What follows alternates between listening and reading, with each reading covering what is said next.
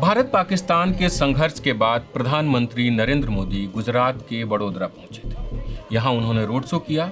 इस road show में colonel Sophia Qureshi का पूरा परिवार पहुंचा था। इन्होंने प्रधानमंत्री पर फूलों की बारिश की। इसी वडोदरा के रहने वाले ये ओन अली है।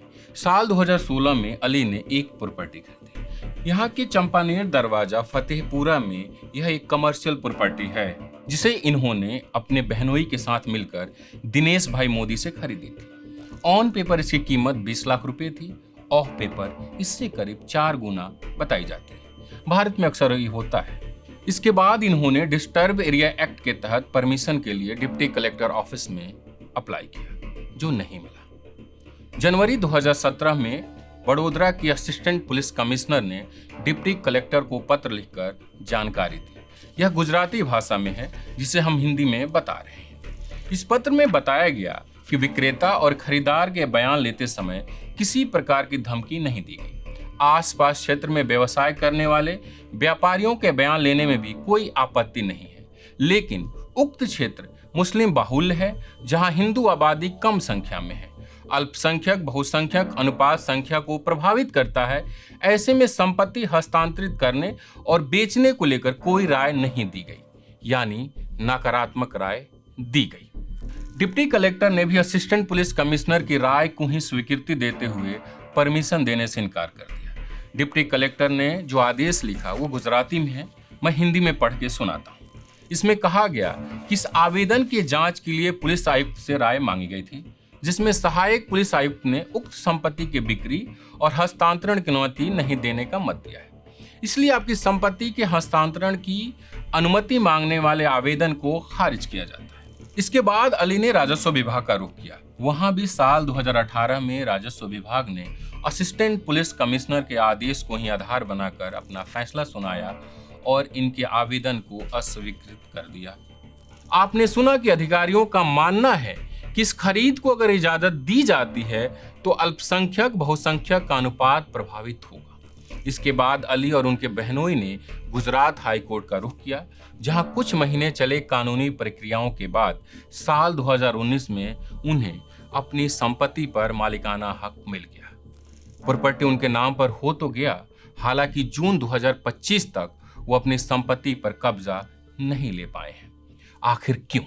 ये हमने 2016-17 में खरीदी थी और जब हमने ये ज़मीन खरीदा तो हमको पता लगा कि ये अशांत विस्तार में है, तो हमने परमिशन में रखा कलेक्टर के पास। तो कलेक्टर ने ऐसा बोला कि ये हिंदू मुस्लिम का इलाका है, तो इसमें हम लोग नहीं दे सकते ऐसा परमिशन। तो फिर हम लोग महसूल विभाग में गए, वहाँ पर भी हमको परमिशन नहीं मिला। फिर हम लोग ने हाई कोर्ट में हमने अपील किया, तो हाई कोर्ट ने हमको परमिट कर दिया, परमिशन दे दिया, क्योंकि हमने ये जो है ना फ्री कंसेंट पे था, क्योंकि हमने वो जो मालिक है उसने फ्री कंसेंट से दिया था, हंसी खुशी दिया था उसने, और हमने उसके पूरे पैसे भी हमने उनको दे दिए थे। तो कोर्ट ने ये सब कंसीडर करके फिर हमको परमिट कर दिया। मालिक हिंदू थे उस जमीन? जी, मालिक। क्या नाम है उनका? दिनेश भाई नाम है उनका। तो जब आपको कोर्ट ने परमिशन दे दिया तो उस जमीन पे आपका कब्जा हो गया, आप वहां अपना कारोबार शुरू कर दिए? नहीं, हम लोग के पास चाबी तो उसका आ गया, मकान का, दुकान का, कॉमर्शियल प्रॉपर्टी है, लेकिन ये लोग है ना, हम लोग वहाँ जाते हैं तो ये लोग सब पीछे वाले भेगी हो जाते हैं और पॉलिटिशियन को सबको बुला के हम लोग को वहाँ पे धमकाते, जान से मारने की धमकी देते हैं और खोलने नहीं देते दुकान। ये कौन है पीछे वाले लोग? कौन है पीछे वाले? जो मोहल्ले में पीछे गली में रहते हैं वो लोग हैं। तो उनको क्या दिक्कत है आपके दुकान खोलने से? क्या कहते हैं? आपको धमकाने आते हैं? आपने बताया कि आपके दूसरे दुकान पे भी आते हैं, तो उनका कहना क्या होता है? उनका कहना ये है कि ये अशांत विस्तार में है, हिंदू का प्रॉपर्टी मुसलमान नहीं ले सकता है। लेकिन हमने सब टेक्निकली परफेक्ट किया हुआ है, सब कायदे से किया हुआ है, फिर भी वो लोग ऐसा प्रॉब्लम क्रिएट करते हैं। अधिकारियों के नकारात्मक राय के पीछे स्थानीय हिंदुओं का भी विरोध एक बड़ा कारण बना। दरअसल ओन अनिल ने पहली बार जब हाई कोर्ट में जीत दर्ज की, तब स्थानीय हिंदुओं के दबाव में इस प्रॉपर्टी की खरीद के 2 गवाह, एक स्थानीय मुस्लिम दुकानदार फरहान और दूसरा पास में ही दुकान चलाने वाले केशव राणा, हाई कोर्ट गए और पिटीशन दायर कर बताया कि हमें झूठ बोलकर प्रॉपर्टी खरीद के कागजात पर हस्ताक्षर कराए गए। इनके साथ ही आसपास के हिंदू जो ओन अली के प्रॉपर्टी खरीद का विरोध कर रहे थे वो भी हाईकोर्ट गए और खुद को पक्ष बनाने के लिए कहा। जो लोग उस परमिशन के प्रोसेस में पार्टिसिपेंट थे, जिन्होंने परमिशन जब की प्रोसीडिंग चल रही थी, ये कहा था कि इसकी परमिशन दी जाए तो हमको एतराज नहीं है, उन्होंने एप्लीकेशन फाइल करी ये कहते हुए कि हमको गुमराह करके हमसे ऐसा स्टेटमेंट लिया और इसलिए परमिशन कैंसिल होनी चाहिए।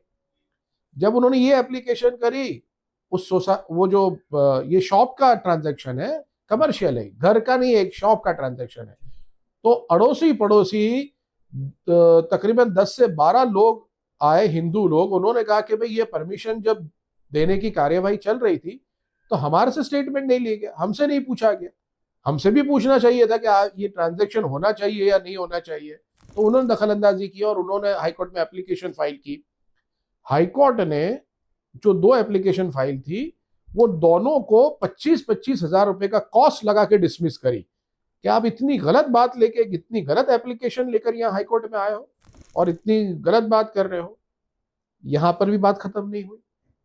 उन लोगों ने उस ऑर्डर को हाईकोर्ट के डिवीजन बेंच में लेटर्स पेटेंट अपील जो कायदे में की जा सकती है उसको चैलेंज किया, वहां पर चैलेंज किया और हाईकोर्ट के 2 जजेस की बेंच ने, डिवीजन बेंच ने, वो सिंगल जज सब का जजमेंट है वो कंफर्म किया परमिशन देते हुए, और जो कॉस्ट इंपोज किया था उसको भी कंफर्म किया। ये बिल्कुल सही बात है, कॉस्ट लगाना चाहिए, ऐसी गलत कोई एप्लीकेशन हाईकोर्ट पे लेकर आए।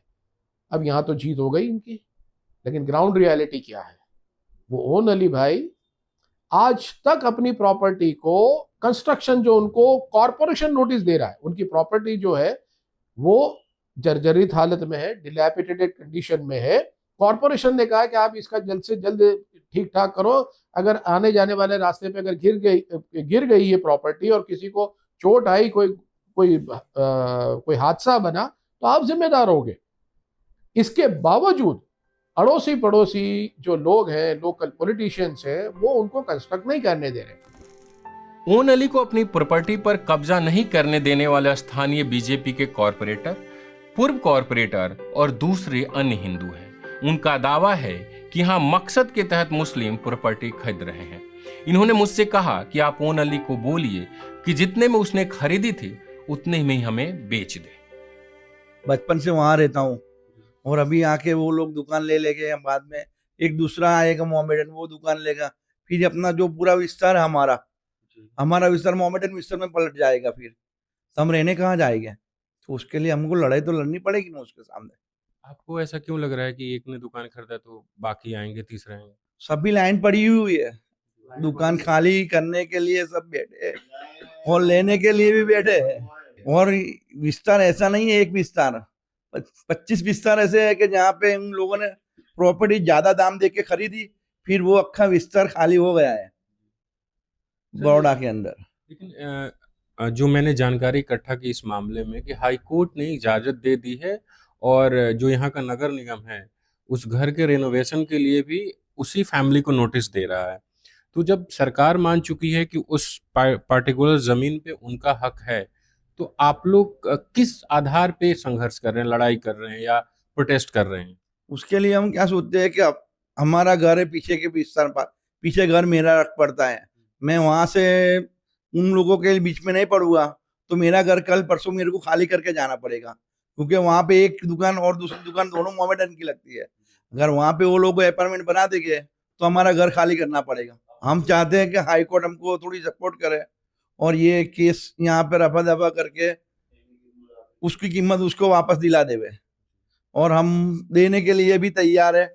उनको जो मार्केट वैल्यू है उनके पैसे लेने के लिए भी वो लोग तैयार है, वो प्रॉपर्टी खुद हिंदू लेने के लिए तैयार है। तो आप लोग चाहते हैं कि वो बेच दें? बेच दे तो अच्छा रहेगा, और अगर नहीं बेचते हैं तो?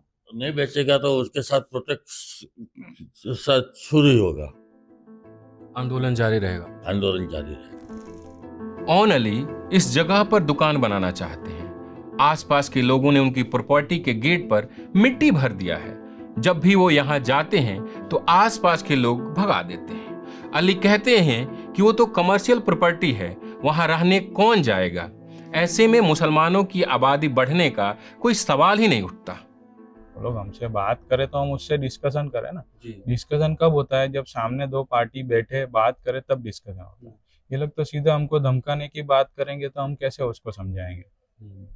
हमने हमारा इतना पैसा फंसा हुआ है और हम है ना इतना परेशान है ना, हमको धमकी मिला है, हम है ना वहाँ हमारी जगह पे जाने को भी हमको डर लगता है। जी। कभी कभी दिल में आता है बेच दो, रेट बढ़ भी गया होगा, कहीं और खरीद लें, कभी ऐसा भी ख्याल आता है? देखो, बेचने में हमारा कोई मन नहीं है क्योंकि हमने दिल से प्रॉपर्टी लिया है और हमारा इच्छा यही है कि हम लोग वहाँ पे हमारा बिजनेस करें, बैठे इत्मीनान सुकून से और हमारा काम करें। और ये लोग का धमकाने का इंटेंशन ही ये है कि हम लोग यहाँ से बेच के चले जाए, अच्छा। लेकिन हमको वो करना नहीं है। पुलिस को हम लोग ने कंप्लेन भी किया कि ये लोग आ रहे हैं, हमको सपोर्ट दो, आप हमको प्रोटेक्शन दो, लेकिन वो प्रोटेक्शन भी नहीं मिल रहा है हमको पुलिस का।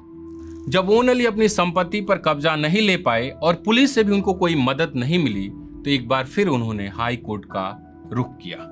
बीते 19 जून 2025 को मामला एक बार फिर हाई कोर्ट पहुंचा, जहां जस्टिस HD सुथार ने कठोर आदेश जारी किया, जिसमें उन्होंने लिखा, याचिकाकर्ता संबंधित संपत्ति का मालिक है और अपनी संपत्ति का इस्तेमाल करना चाहता है। मामले के तथ्यों और अनुबंध ए में याचिकाकर्ता की शिकायत को देखते हुए संबंधित प्रतिवादी प्राधिकारी को कानून के अनुसार याचिकाकर्ता की शिकायत का निवारण करने का निर्देश दिया जाता है, क्योंकि कानून और व्यवस्था बनाए रखना राज्य का कर्तव्य है।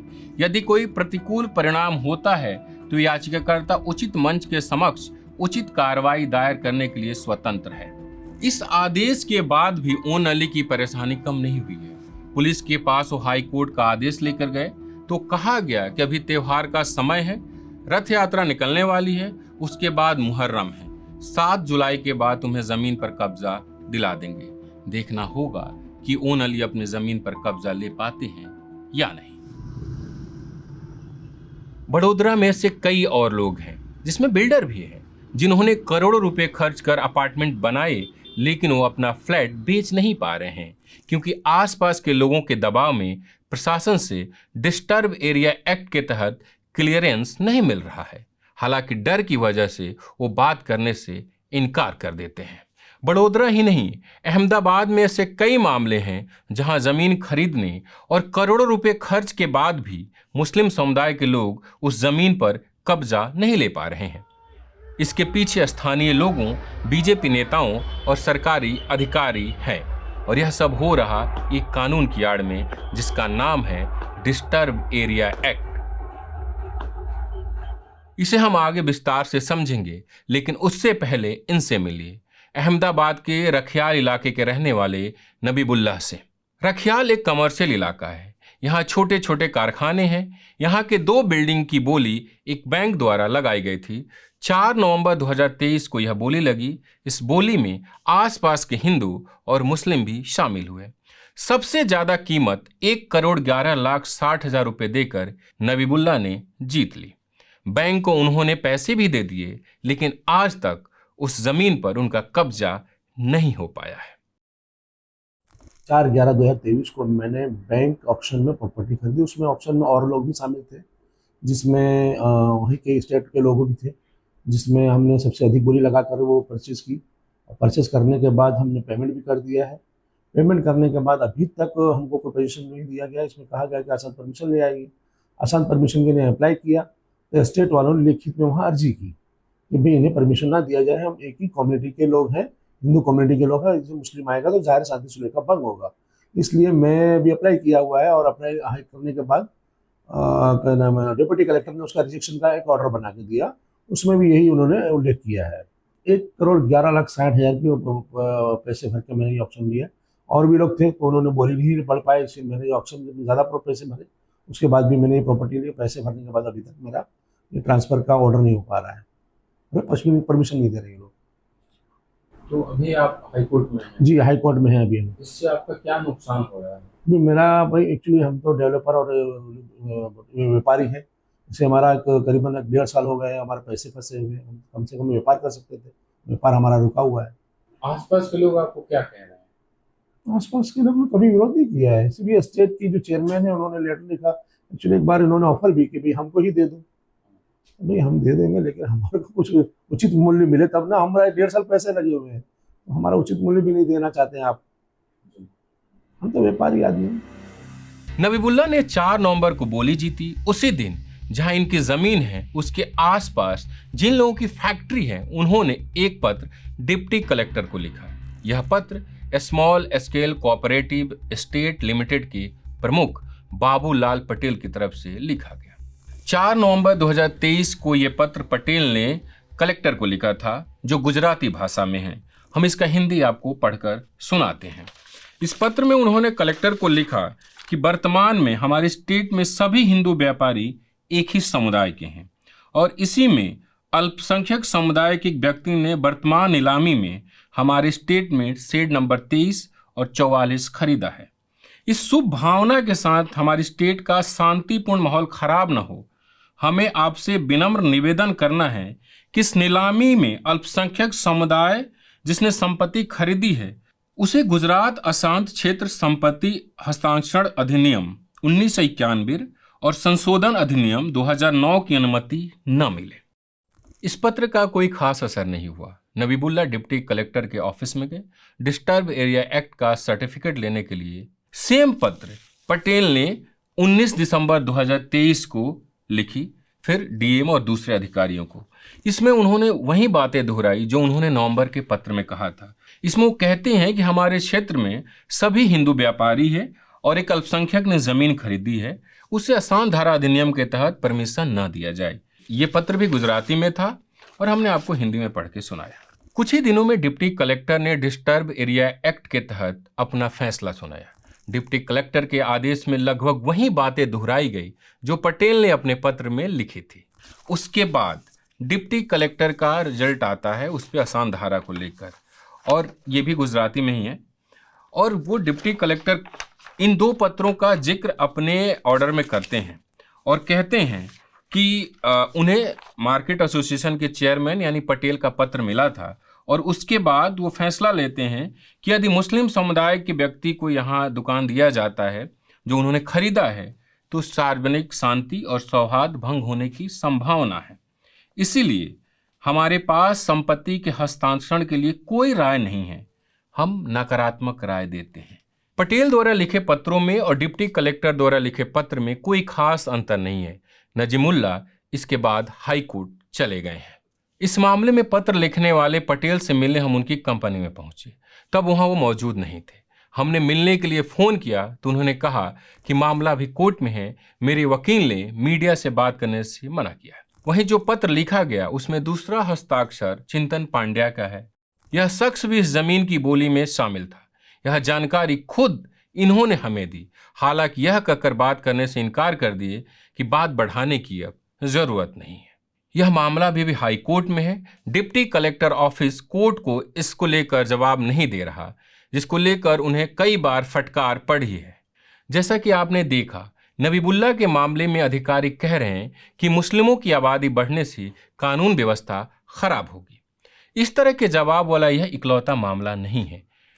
पुराने अहमदाबाद इलाके में अल अमीन पब्लिक चैरिटेबल ट्रस्ट ने अस्पताल बनाने के लिए 492 वर्ग मीटर की एक ज़मीन खरीदी जो पुष्पक नाम की इस बिल्डिंग में है।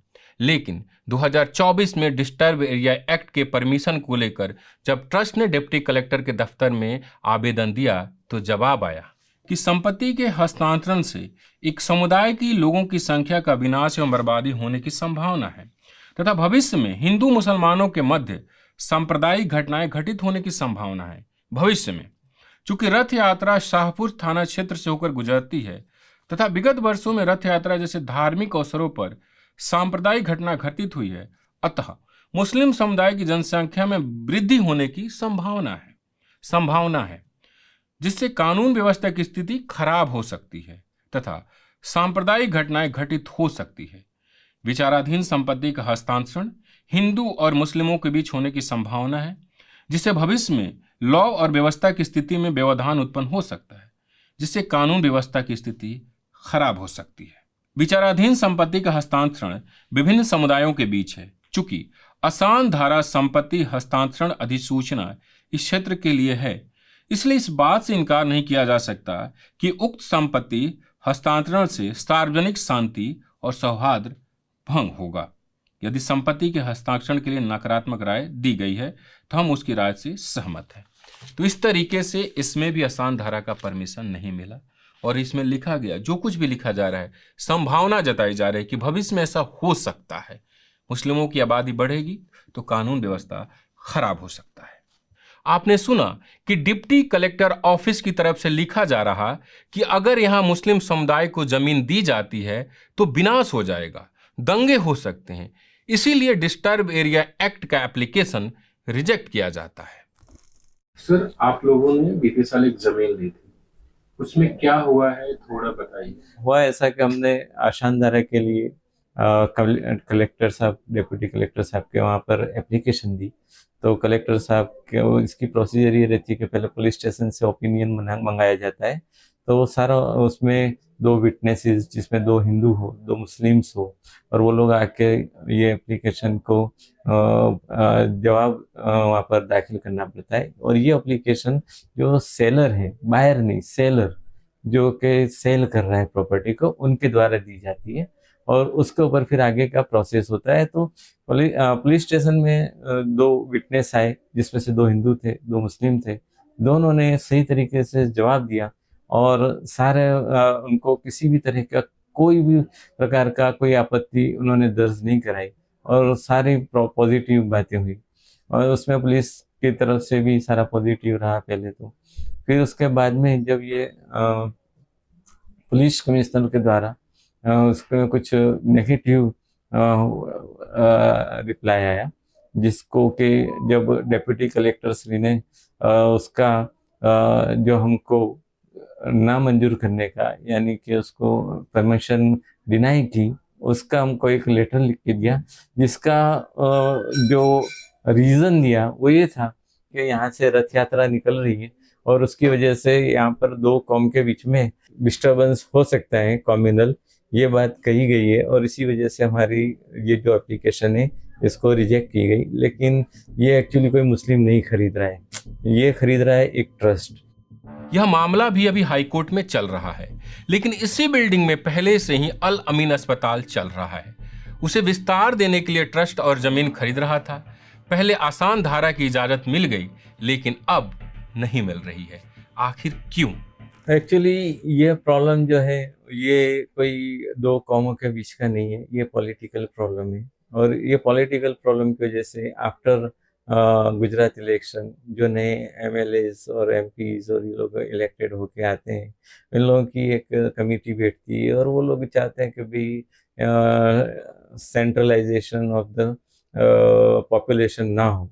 अच्छा, दूसरा जो नकारा गया, हमारा डिनाई किया गया आशानदारा की परमिशन को माननीय डिप्टी कलेक्टर सर की तरफ से, तो वो ये रीज़न दिया गया कि और पुलिस डिपार्टमेंट की तरफ से कि यहाँ से रथ यात्रा निकलती है, दिस इज रूट, बराबर है। बट आप जाकर के मैप में चेक कर सकते हैं कि व्हाट इज़ द रूट, बराबर है। गूगल पे आज सब कुछ अवेलेबल है।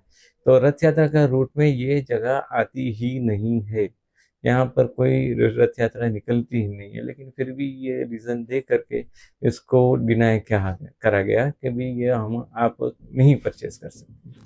आपने तीनों कहानी देखी। ऐसे दर्जनों मामले गुजरात के अलग अलग जिलों में सामने आए हैं। मुस्लिम समुदाय के लोग जमीन खरीदते हैं तो कभी आसपास के हिंदू, कभी हिंदूवादी संगठन, तो कभी बीजेपी के विधायक पत्र लिखकर इसका विरोध करते हैं। इसका असर ये होता है कि डिप्टी कलेक्टर द्वारा डिस्टर्ब एरिया एक्ट का एप्लीकेशन रिजेक्ट कर दिया जाता है। उसका कारण भी आपने देखा ही। मुस्लिमों की आबादी बढ़ेगी तो दंगे होंगे, कानून व्यवस्था खराब होगी, यहाँ सभी हिंदू आबादी रहती है, आदि आदि। अब हम डिस्टर्ब एरिया एक्ट को समझते हैं। अभी तक आपने देखा कि कैसे डिस्टर्ब एरिया एक्ट के जरिए गुजरात के आम मुसलमान परेशान हैं। ऐसे कई मामले गुजरात हाई कोर्ट और दूसरी कानूनी संस्थाओं में चल रहे हैं। हमने जो डिस्टर्ब्ड एरिया के अलग अलग शहरों में और जगहों पे जो नोटिफिकेशंस इश्यू किए हैं, ऐसी 14 पिटिशंस फाइल करी हुई है तकरीबन। तो 14 ये पिटिशंस है जो हम परसू कर रहे हैं कि नोटिफिकेशंस ही गलत है, आप नोटिफिकेशंस को रिकॉल करो, रिसिंड करो। और तीसरा जो लिटिगेशन है वो ये है कि हम जहां गलत तरीके से डिस्टर्ब एरिया की परमिशन रिजेक्ट की गई है, उन ऑर्डर्स को अगर हमको सही लगता है तो हाई कोर्ट में चैलेंज करते हैं, क्योंकि हाई कोर्ट में चैलेंज करना एक लीगल प्रिंसिपल है कि आप हाई कोर्ट कब चैलेंज कर सकते हो, कि जब आपके फंडामेंटल राइट्स का वायलेशन हो, जब प्रिंसिपल्स ऑफ नेचुरल जस्टिस का वायलेशन हो, या स्टैट्यूटरी प्रोविजन के वायलेशन से ऑर्डर पास, तभी कर सकते हो। नहीं तो आपको जो अपेलेट रेमेडी है, जो स्पेशल सेक्रेटरी है गवर्नमेंट के, वहां पर चैलेंज करना पड़ता है, जो अपील प्रोवाइड की है। तो हम वहां अपील कर रहे हैं कि जहां हमको लगता है कि अपील करनी चाहिए और नहीं होता तो हाई कोर्ट कर रहे हैं। हाई कोर्ट में आप देखिए कि हमारी तकरीबन 26-27 पिटिशंस ऐसी लगी हुई है, हमारी और दूसरे लोगों की, जो सब इसी इश्यू पे हैं कि जहां गलत तरीके से परमिशन रिजेक्ट की गई है। जब यह कानून आया तो प्रदेश में कांग्रेस की सरकार थी। गुजरात के जाने माने वकील आनंद याग्निक का मानना है कि यह कानून अपनी शुरुआत से ही संविधान के खिलाफ रहा। मेरा ये मानना है कि कांग्रेस की सरकार ने 80 के दशक में ये सांप्रदायिक कानून को लागू किया। मुसलमानों को हिंदू एरिया में घर लेने के लिए, रोकने के लिए ये कानून लागू होता है। मैंने ऐसे कभी नहीं देखा कि किसी हिंदू मुसलमान एरिया में गया और उसको घर लेते हुए रोका गया। मुसलमान को रोका जाता है। लेकिन ये डिस्टर्ब एरिया एक्ट है क्या, जो गुजराती मुसलमानों के लिए सिरदर्द बना हुआ है? एक तरफ जहां दावा किया जाता है कि 370 हटाए जाने के बाद कश्मीर में कोई भी जमीन खरीद सकता है, लेकिन गुजरात के मुस्लिम अपने ही राज्य के कई इलाकों में जमीन नहीं खरीद पा रहे हैं, और अगर खरीद भी लेते हैं तो उस पर कब्जा नहीं कर पाते। गुजरात में 80 के दशक में काफी भयावह दंगे हुए, जिसके बाद हिंदू इलाकों में रहने वाले मुस्लिम और मुस्लिम इलाकों में रहने वाले हिंदुओं का घर असामाजिक तत्व धमकाकर सस्ते दरों पर खरीदने लगे। फिर से मैं कहूंगा कि बहुत लॉडेबल और बहुत नोबल ऑब्जेक्ट से ये एक्ट लाया गया था, और इसलिए अभी तक इसका किसी ने कोई ऐतराज नहीं जताया, लोग ने करते रहे। लेकिन इतना अच्छा एक्ट था, उसका इस्तेमाल गलत तरीके से होने लगा 1995 के बाद। वो ऐसे होने लगा कि डिस्टर्ब्ड एरिया डिक्लेरेशन होता है सेक्शन 3 के नोटिफिकेशन से। सेक्शन 3 ये कहता है कि if there are intense riots for a long duration then the area can be declared to be a disturbed area. अब हुआ ये कि 1995 के बाद, जब से यहाँ पर गुजरात में भारतीय जनता पार्टी की गवर्नमेंट बनी है, इन्होंने इंटेंस राइट है कि नहीं, लॉन्गर ड्यूरेशन के राइट्स है या नहीं, वो अगर नहीं भी है तो भी एक एरिया को अगले 5 साल के लिए डिस्टर्ब्ड एरिया डिक्लेयर करना शुरू कर दिया। और वो डिक्लेरेशन के बाद में जैसे 5 साल खत्म हो रहे हैं, वो 5 साल एक्सटेंड करे जा रहे हैं, और वो 1995 से आज तक एक्सटेंड होता जा रहा है। वो इसलिए है कि ये डिस्टर्ब्ड एरिया को इनको इस्तेमाल करना था लोगों को सेग्रीगेट करने के लिए, अलग अलग हिस्सों में बांटने के लिए, ताकि एक कम्युनिटी के लोग एक एरिया में आ जाए, हिंदू लोग एक एरिया में आ जाए, मुसलमान लोग एक एरिया में आ जाए, और इस तरह से लोग बिल्कुल बट जाएं। ये डिवाइड करने के लिए, सेग्रीगेट करने के लिए इनको ये करना था। तो इन्होंने डिस्टर्ब्ड एरिया डिक्लेयर करना शुरू किया, क्योंकि डिक्लेयर, एक बार वो एरिया डिक्लेयर हो जाता है डिस्टर्ब्ड एरिया, और उसमें किसी को भी सेल ट्रांजैक्शन करना है तो कलेक्टर की परमिशन के बगैर हो नहीं सकता। और कलेक्टर तभी परमिशन देगा कि जब उसको लगेगा कि भाई सरकार का जो पर्पस है वो सर्व हो रहा है, अगर नहीं हो रहा है तो परमिशन नहीं देगा। एक्ट में साफ लिखा है कि दंगे की इंटेंसिटी और उसके ड्यूरेशन को देखते हुए यह धारा लगाई जाती है, लेकिन प्रदेश में बीजेपी की सरकार आने के बाद इसको बड़े स्तर पर अलग अलग जिलों में लगाया गया। सूचना के अधिकार के तहत साल 2023 में मिली जानकारी के मुताबिक अभी तक यह प्रदेश के 12 जिलों में लगा हुआ है। एक तरफ जहां केंद्रीय गृह मंत्री अमित शाह और दूसरे बीजेपी के नेता दावा करते हैं कि साल 2002 के बाद गुजरात में कोई दंगा नहीं हुआ है। મને એક વાત કહો, છેલ્લે 2002 માં આ લોકોએ છમકલું કરવાની હિંમત કરી હતી। 2002 માં કરી હતી ને હિંમત, એ વખતે એવો પાઠ ભણાયો, વીણી વીણી સીધા કર્યા, જેલમાં નાખ્યા, તો 22 વર્ષ થયા, હજી સુધી એકે વાર કર્ફ્યू નથી નાખવો પડ્યો ભાઈ, એકે વાર કર્ફ્यू નથી। ऐसे में यह कानून क्यों अलग अलग जिलों में लगाए जा रहे हैं उनका ड्यूरेशन बढ़ाया जा रहा है। जैसा कि ऊपर हमने बताया कि किसी भी जमीन या संपत्ति की बिक्री के दौरान इस कानून के तहत 2 बिंदुओं को देखना था। बेचने वाला अपनी मर्जी से बेच रहा है और उसे उसकी संपत्ति की बाजार कीमत मिल रही है। इसके जरिए भी मुस्लिमों को जमीन खरीदने में परेशानी तो आ ही रही थी, जैसे ओन अली के मामले में हुआ। लेकिन साल 2020 आते आते इस कानून में प्रदेश सरकार ने संशोधन किया। जब ये रिलीजियस लाइन पे परमिशंस रिजेक्ट करने लगे तो लोगों ने उसको चैलेंज किया। वो चैलेंज हाई कोर्ट तक पहुंची और हाई कोर्ट में जब केस आने लगे तो हाई कोर्ट ने कायदा देखा, जो लॉ है, और हाई कोर्ट ने कहा ये इस तरह से रिलीजियस लाइन पे आप जो रिजेक्ट कर रहे हो वो गलत है। और हाई कोर्ट वैसे सारे जो रिजेक्टेड परमिशंस थी उनको अलाउ करने लगी। अब जब हाई कोर्ट अलाउ करने लग गई तो सरकार को लगा कि भाई हमारा जो मंशा है वो पूरा नहीं हो रहा है। तो इस सरकार ने क्या करा कि जब मालूम पड़ा कि हाई कोर्ट से सब परमिशंस हो रही है तो सरकार ने कायदे के अंदर अमेंडमेंट लाई। और अमेंडमेंट ऐसा लाई कि क्या ये ट्रांजैक्शन से पोलराइजेशन हो रहा है। पोलराइजेशन का मतलब ये है कि अगर कोई एरिया हिंदू का एरिया है तो उस एरिया में क्या कोई मुसलमान तो नहीं खरीद रहा, अगर खरीद रहा है तो वो भी डिस्टर्ब्ड एरिया है। और दूसरी चीज है कि डेमोग्राफिक इक्विलिब्रियम देखा जाएगा कि एक मिसाल के तौर पे अगर एक इलाके के अंदर 60% हिंदू हैं, 40% मुसलमान हैं, तो अगर मुसलमान और कुछ प्रॉपर्टी खरीदते हैं, मुसलमान का परसेंटेज बढ़ जाता है तो इनके हिसाब से डेमोग्राफिक इक्विलिब्रियम चेंज हो जाता है, वो भी डिस्टर्ब्ड एरिया का क्राइटेरिया में आ गया। तीसरा है इम्प्रॉपर क्लस्टरिंग, यानी अगर एक इलाका हिंदू एरिया है तो एक प्रॉपर क्लस्टरिंग है कि एक समाज के, एक धर्म के लोग उस एरिया में रह रहे हैं। अब अगर मुसलमान उस एरिया में कभी प्रॉपर्टी लेने की कोशिश करेगा तो वो इम्प्रॉपर हो जाएगा, इसलिए उसको भी मॉनिटर किया जाएगा, उसको भी रोका जाएगा। अब ये 3 बहुत बड़े क्राइटेरिया इन्होंने डाल दिए कि इस तरह से भी होगा तो डिस्टर्ब्ड एरिया डिक्लेयर किया जा सकता है और उसके ट्रांजैक्शंस को भी रोका जा सकेगा। हमने उसकी कॉन्स्टिट्यूशनल वैलिडिटी हाई कोर्ट में चैलेंज की क्योंकि ये आर्टिकल 14 और 15 के डायरेक्टली अगेंस्ट में है। यानी कॉन्स्टिट्यूशन के जो बेसिक फीचर्स हैं, जिसको जो फंडामेंटल फीचर्स हैं, जो बेसिक कैरेक्टर, जो स्ट्रक्चर है, बेसिक स्ट्रक्चर है जो कॉन्स्टिट्यूशन का, जो सुप्रीम कोर्ट ने अपहोल्ड किया, उसके खिलाफ है। फेटर्निटी एक बहुत बड़ा उसका एक पार्ट है हमारे प्रीएम्बल का, तो उसके खिलाफ है। हमारी पिटीशन हाई कोर्ट ने एक्सेप्ट करी और हाई कोर्ट ने ये जो अमेंडमेंट लाए उसको स्टे कर दिया ताकि इस तरह से इस ग्राउंड पे डिस्टर्ब्ड एरिया ना डिक्लेयर किया जाए, ना ट्रांजैक्शन में दखल अंदाजी हो। हाई कोर्ट ने इस अमेंडमेंट पर रोक लगा दी। हालांकि हकीकत यह है किसी अमेंडमेंट के जरिए जो बदलाव किया गया था उसी के आधार पर कई डिप्टी कलेक्टर फैसला ले रहे हैं, जैसे नबीबुल्ला और अल अमीन ट्रस्ट के मामले में ही देख सकते हैं। अहमदाबाद की एक डिप्टी कलेक्टर ने न्यूज लॉन्ड्री को बताया कि उनके क्षेत्र में डिस्टर्ब एरिया एक्ट के अभी आधे दर्जन से ज़्यादा मामले चल रहे हैं और हम अमेंडमेंट वाला कानून ही इस्तेमाल कर रहे हैं।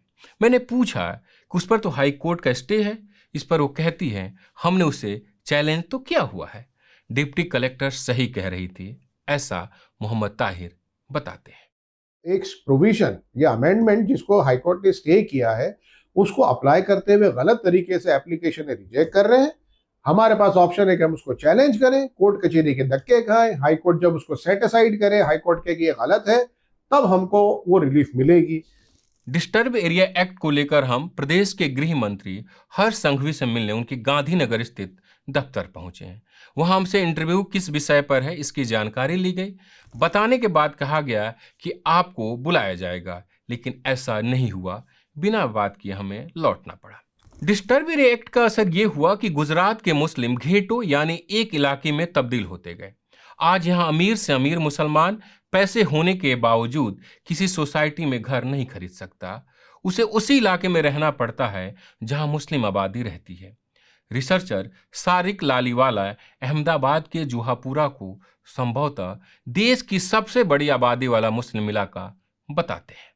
बड़े शहरों अहमदाबाद, बड़ौदा, धीरे धीरे दूसरे शहरों में भी ये जा रहा है, छोटे शहरों में हिम्मतनगर, खंभात, इन जगहों पे एक धारणा बन चुकी है कि हिंदू मुसलमान प्रॉपर्टी एक दूसरे से नहीं खरीदेंगे या नहीं बेच पाएंगे।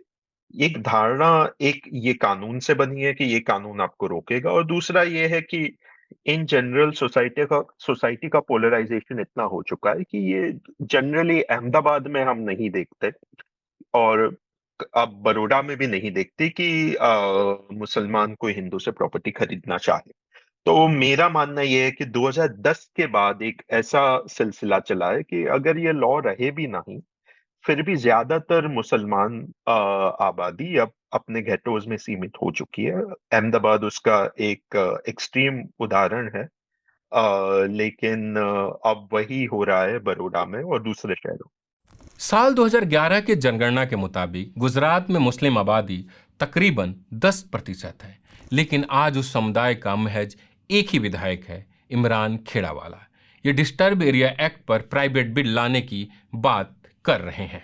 प्राइवेट बिल जिसको कहते हैं आसान धारा का, तो मैं खुद लेके आया था। इस वक्त मैंने बिल रखा था लेकिन चर्चा में नहीं आया। नेक्स्ट टाइम अब जो सत्र चालू होगा, विधानसभा की असेंबली चालू होगी, जब आएगा उसके अंदर मैंने ये बताया कि सरकार एक तरफ कहती है कि 30 साल से हमारी गवर्नमेंट है, 30 साल से यहाँ पर कोई भी दंगा नहीं हुआ, कोई भी कर्फ्यू नहीं लगा। आज यंग जनरेशन जो बच्चे हैं उनको 18 से 25 वाले, उनको पता ही नहीं कि कर्फ्यू क्या चीज़ है। जब इतनी बड़ी बड़ी बातें सरकार करती है तो मैं उनको बोला तो फिर मैं कि आप नए नए विस्तारों में आसान धारा क्यों लगाते हैं? आज हिंदू भी परेशान है, उसको उसका मकान बेचना है, यहाँ से जाना है, लेकिन वो आसान धारा के मंजूरी के लिए बहुत सी जगहों पे फाइल चली जाती है और उसमें बड़े पाए पे करप्शन होता है, वक्त भी खराब होता है, पैसा भी खर्च होता है और परिणाम कुछ नहीं मिलता। परमिशन फिर तो मिल तो जाती है, ऐसी बात भी नहीं है कि परमिशन नहीं मिलती, परमिशन तो मिल ही जाती है, लेकिन उसकी अलग अलग प्रोसेस के अंदर गुजरने के बाद वो परमिशन मिलती है, वो जगह पे जहाँ आसान धारा है वहाँ भी परमिशन मिल जाती है। तो बात ये है कि सिस्टम को ईजी करने के लिए इनको ये जो आसान धारा लाए, लेकिन ये सिस्टम और मैं समझता हूँ कि पेचीदा बना दिए इन्होंने। तो आने वाले दिनों के अंदर ये जब मैं बिल विधानसभा के अंदर रखूंगा तो ये बिल को रद्द करने के लिए मैंने बात की है कि कोई दूसरे स्टेट के अंदर कोई जगह पे आसान धारा नहीं है, सिर्फ गुजरात के अंदर ही, गुजरात स्टेट के अंदर ही आसान धारा का कायदा है।